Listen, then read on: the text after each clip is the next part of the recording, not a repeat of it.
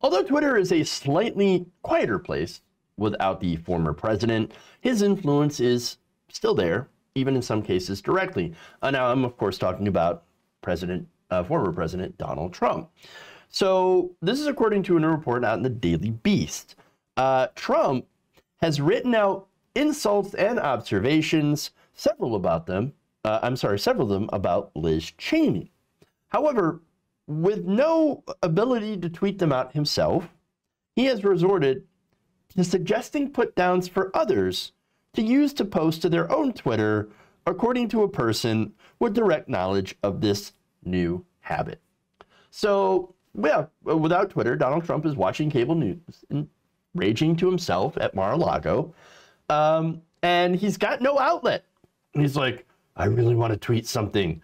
I'm pretty sure he's attempted to create several alts or sock puppets, and like at not actually Donald Trump, and they still are probably banning him. And so what is a guy to do? Well, apparently you go and talk to other people. You call up other people, your friends, be like, I got this, guess what? I got this real epic ode. I don't know if he talks like that. A great epic ode on Liz Cheney. I want you to tell her how dumb she is, and that'll be great, and it'll get 1 million retweets. Let me tell you. Yeah, he wants to tweet so hard. He does, though. He really does. Now, on Liz Cheney, he has recently complained that she is, quote, totally phony for backing him on foreign policy and other matters, but then also speaking out against him after he helped incite the deadly January 6th insurrection at the U.S. Capitol, for which House Democrats impeached him at an unprecedented second time before he left office. So let me just tell you, I kind of hate this story for one reason and one reason alone, really. It makes Liz Cheney look reasonable. What kind of world are we in when Liz Cheney, a Cheney, is reasonable? It is not a world that I want to live in. And yet, we are here. Okay? And she is, again, she is certainly horrible. Her family, Dick Cheney, has caused incredible death and suffering and destruction in the Middle East. So that's the legacy of that family, and she defends that, and she supports that kind of legacy. So again, terrible, terrible person. And yet she is somehow now considered to be the voice of reason in the Republican Party. How low can we go in this country? This is, let me tell you, this is literally the worst game of limbo I have ever seen, okay? And with each Republican administration, that bar continues to go lower. We are underground at this point. You can't go any lower, except they're going to find a way to go even lower. So, all right, what else does he say? Trump. The former president has told the GOP allies that he can't let Cheney, quote, get away with her support for impeachment, of course.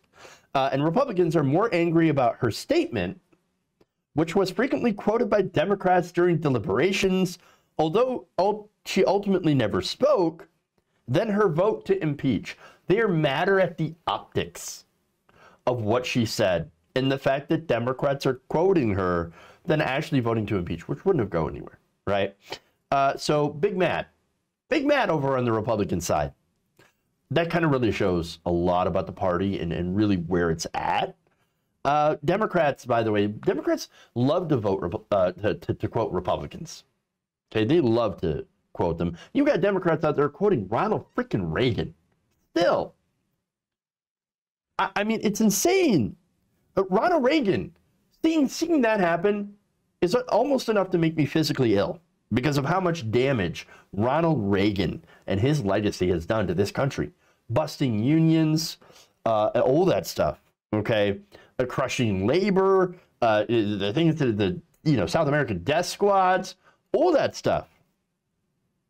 And yet you got Democrats that will bring up and quote Ronald Reagan. It's ridiculous, okay? Ridiculous. But like Republicans hate it when Democrats go and quote one of them when it helps Democrats, okay?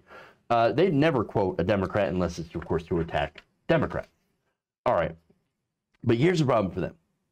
You know, one of the biggest rules among Republicans, at least before Donald Trump, was never attack your fellow Republicans. Only attack Democrats, right?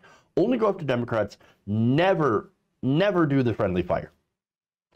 Well, again, that changed under Donald Trump, obviously, because Donald Trump's not an ideological Republican. He is a, sort of populist in the way that he uses populist rhetoric in order to do bad things, right? Things that will ultimately help him personally and politically, and not actually help the people that he swears to try to represent. Okay, so no, there's a lot of Republicans that do similar things, right? Not to the extent of Donald Trump, but you do see some populist rhetoric here and there coming from Republicans who are ultimately, establishment. For example, how they like to support the working class, right? Oh, I support the working class, I support the taxpayer, and that's why we should immediately cut funding to all food assistance. Wait, how's that helping the working person? How's that helping the taxpayer? When there's many working people that end up having to rely on food stamps because wages are so low. And so, but here's the thing, Republicans, when they say that, they're not actually talking about you. They're talking about the CEOs because they pay taxes, the rich, the donors. They don't actually represent working class people. And you can see that from the policies that they push. Okay. But anyway, so now one Republican congressional aide off the record says this, quote, "You're given resources to protect members, and you did the opposite." And that's to Liz Cheney, okay? So understand that they are protecting Donald Trump. Trump is not fringe. I mean, he's not fringe in the Republican Party, okay? Trumpism is not a fringe position among the right wing. Anti-Trumpism is.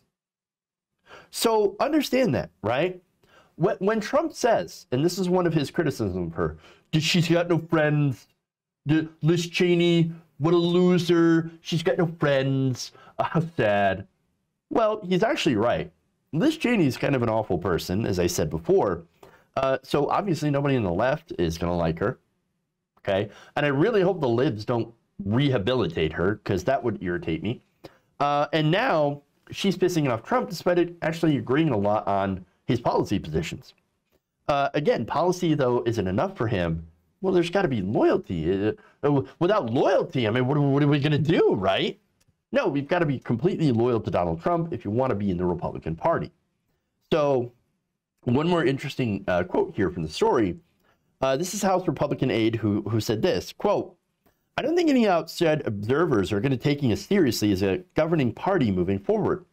We're going to have a conversation about Marjorie Taylor Greene and then vote to remove the top female leader of our party?" And so now that's interesting. So Marjorie Taylor Greene, a lot of stuff has been coming out about her recently, okay? How she's been, pushing like weird anti-Semitic conspiracy theories about like lasers controlled by like Jewish people, burning down forests. I mean, it's crazy stuff, right? And there's also videos of her harassing, mass shooting victims and on and on.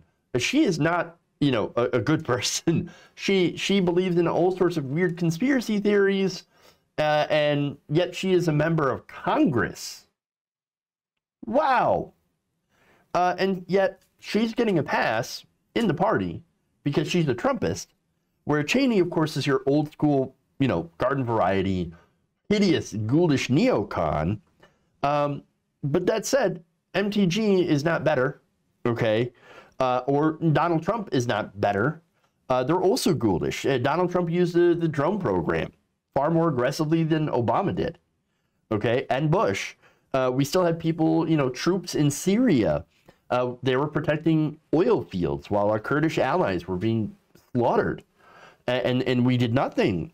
Look, there was also the attempts to try to support the coup in Venezuela and to try to support that coup attempt in Venezuela. So Donald Trump's foreign policy was also like spearheaded by the same kind of neocon ghouls that aligned with Liz Cheney. Mike Pompeo, John Bolton. Even though John Bolton's like speaking out against the Trump administration, and Mike Pompeo was all the way until the end, those two still align with, Liz Cheney when it and the Cheneys when they come in when it comes to foreign policy. And so understand that they are all massively ghoulish people. So anyway, that staffer ultimately is right. And did you notice that he couldn't come out and say it publicly? And why? It's because he wouldn't have a job anymore. He would get destroyed politically because it's Donald Trump's party. It is now, and it always will be. Whether you like it or not, as a Republican, he is a major integral part now of the conservative movement, and we're going to be dealing with both him and his legacy and his effects on the party for a long time to come. The fever's not going to break, guys. And this is a really important message for the Democrats. The fever is not going to break. They are not going to suddenly revert. Even though there are some in the Republican Party that are desperately trying to say, oh, no, Trump, anomaly, he's not us, we're not that guy. No, he's a one-off. We're not at all like this guy. Unity. They're only saying unity because they don't want to be held responsible for the mess, the monster that they created in Trump. And of course, the monster that has always been their electorate.